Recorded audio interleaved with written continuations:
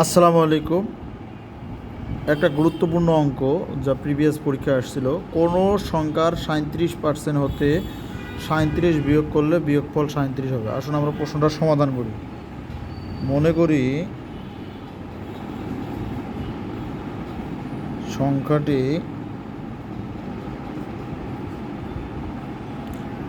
সংখ্যাটি ক, তাহলে প্রশ্ন মতে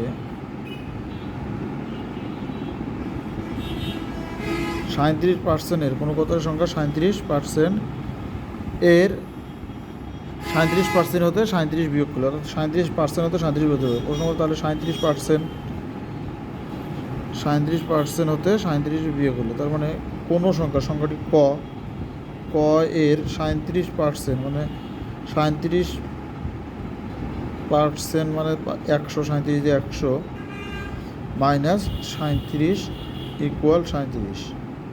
এটা হচ্ছে সমীকরণ। তাহলে আমরা এর পরিবর্তে লিখতে পারি বা 37 ক ভাগ 100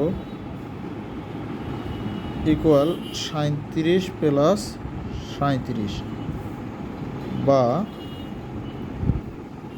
37 ক ইকুয়াল হচ্ছিল 37 ক ভাগ 74 ইকুয়াল হচ্ছিল 37 ক ভাগ 100 ইকুয়াল হচ্ছিল 74, বা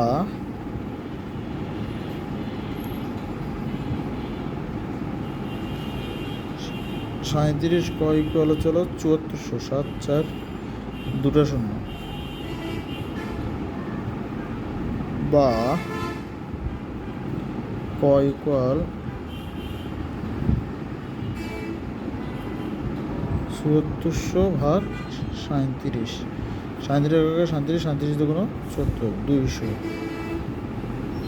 সুতরাং ক ইকুয়াল 200, অর্থাৎ উত্তর হবে 200। অর্থাৎ কোনো সংখ্যার 37%-এর 37 থেকে 37 বিয়োগ করলে বিয়োগফল 37 হবে, সংখ্যাটি হবে 200।